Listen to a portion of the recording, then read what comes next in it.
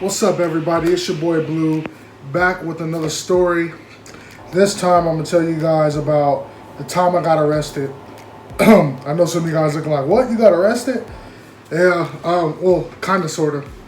Um, so I'll tell you guys a story. So a little bit of backstory. Um, this was in high school. So when I was in high school, I lived I lived in Bakersfield, and I was going to high school, and I ended up getting in trouble, kicked off the football team, and I ended up moving out of town. I moved out to Madera with one of my best friends. His mom said I can go live with him so I can start school. That way I wouldn't go to continuation school or anything. No, actually, I didn't even get kicked out. I just got suspended, and I was done with football. So therefore, I was like, I want to play football. That was my life. So I was trying to find somewhere to go, and I ended up moving to Madera. I think I was 15 at the time. And so anyways, I moved to Madera, small farmer's town just outside of Fresno, California. And I had a group of friends. I had my best friend, and I met a group of people at it was a new high school called Madera South. And I met a group of people, kids that I just like stuck with, I guess. Because I don't know, my best friend had a different circle, but the people that just stuck to me was like, I guess, like the cool people or something. It was just different. And I made friends immediately there. And the kids that I was there, they were into graffiti, or we would call tagging. You know, it's basically when you go just mark up your name and wherever you're from, and just go around places and write it on places. And I was a part of that little group. I forgot what it was called. It was called DHKA. It was the name of our little clique we had, and I used to tag 15. That was just something to do. Nobody else, like, it was nothing to do out there. So that's it. If you was tagging, it was just something to do out there. That's all we had to do. So anyways, I lived out there for a little bit, and then I decided after like a few months, 4 months, that I'm going to move back home and just try to find another high school to go to because it wasn't working out there. So I ended up moving back home, but I kept those same habits with me when I moved back to Bakersfield. And so one day, I was just bored, and I remember, I don't know, yeah, I was on my bike. I used to always have a bike to get around town. And I had my bike, and I decided to just go to different places. And that's something I do as a kid anyway. When I grew up, we would go to, like, where we lived at, all my homies would go to, like, McDonald's, Borders, Chipotle, Krispy Kreme, like random places, and just sitting there and be bored. And this was one of those days, but this time I had my markers with me. I had my Sharpies with me and all this stuff. So I was like, all right, I'm gonna go in the bathroom and tag. So I went in the bathroom. Or where did I go? First I went to Farmer's Boys, which is a new restaurant that was built in my neighborhood. And I went in there and I tagged up the bathroom, and then I walked out and left. Not thinking that. I didn't think nobody even saw me. So I tagged up the bathroom, and then I left. And then I probably went to Jack in the Box after that. Got like a water cup, drank, left Jack in the Box, went to McDonald's. And then when I went to McDonald's, I actually bought some food. And I remember. And then so as I think I bought like 2 double cheeseburgers or something.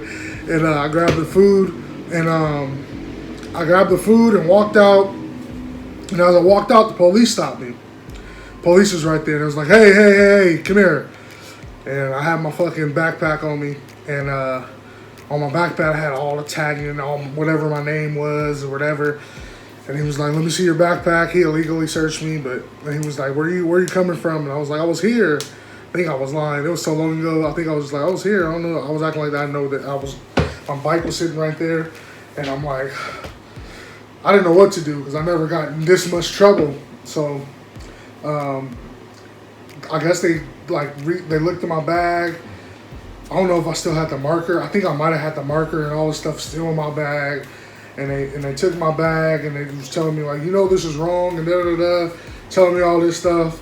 And immediately I started to feel bad. Like I started to feel like I just messed up my life. Like, man, like I'm about to go to jail. Like literally, like my whole thing was to not go to jail. As a kid, I always thought like I don't want to end up being like people around me that went to jail. So in my head, I'm like, man, I just messed up my whole, like, I ain't never playing football again if I go to jail. Like, I'm about to go to juvenile hall. I'm about to be on probation, all this stuff. And I'm like, bruh, it's over for me. And I felt so stupid. Like, I felt like, man, I'm really about to go to jail over writing on the damn wall in the bathroom. I was pissed.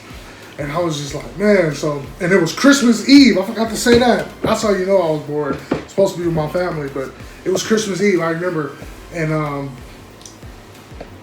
that's crazy. Now that I think about it, the neighborhood I was in, I wasn't even staying over there no more. I had rode the bus, and I took my bike, but I rode the bus too over there just to like see what my friends was doing. I don't think they was home, and that's what made me do all that stuff that I did. So, anyways, I end up getting arrested. They put me in the back of the car, put handcuffs on me, and they took me home instead to jail. They ended up taking me home, and I lived on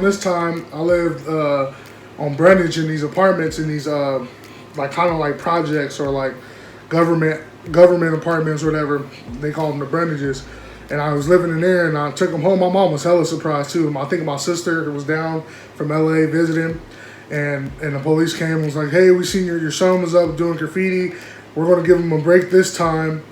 Or no, I think they said we're not going to take him to jail because it's Christmas Eve, and he's lucky, and you should be receiving basically like a papers to go to court in the mail or something. So after that, my mom was pissed. She was like, "What the hell are you doing? You know you ain't." She wasn't like, she didn't whoop me or nothing. She was just disappointed. Like, she know like it's not in my character, and she didn't know I was doing none of this. So she was kind of pissed. And I felt stupid. I was just telling her, like, yeah, I shouldn't have been doing that and all this stuff. And I think that instance was the last time I really got in trouble, because I really was like, it was like a life-changing moment for me, to where like I was like, I almost ruined my life where I couldn't play football or I couldn't go to school, right? And I've really started to think like that. And so unfortunately, some people don't think like that, especially at the age of 15. And they could have easily, took me to jail, but they never sent the court papers. I never ended up going to court, getting probation or nothing. I basically was let go. And I kind of changed my life after that. After that, I found a high school to go to, because it was Christmas break, so I was supposed to enroll right when we got back into my new high school. And I ended up going to East Bakersfield High, where basically my life just changed. I was able to play football. I started getting great grades. I started making my path to go to college. And just stayed on a straight line and used my resources and did what I was supposed to do. And you would think from different situations, many people don't get those opportunities.